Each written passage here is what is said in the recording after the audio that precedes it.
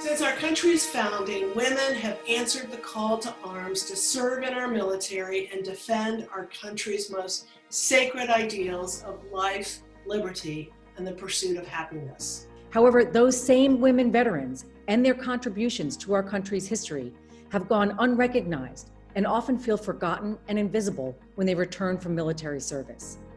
Today, 2 million women make up the largest and fastest growing subpopulation of veterans.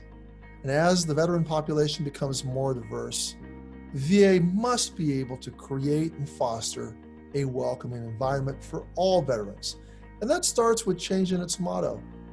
VA has an opportunity to show millions of women veterans that they are welcome and, more importantly, that their service matters. Changing VA's motto to be more gender inclusive would be a huge symbolic gesture that recognizes every service member who has worn the uniform of our country during our conflicts. VA's core values consist of integrity, commitment, advocacy, respect, and excellence.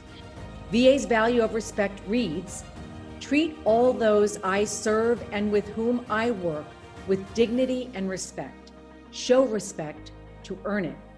By changing VA's motto, it can show women veterans the respect they deserve.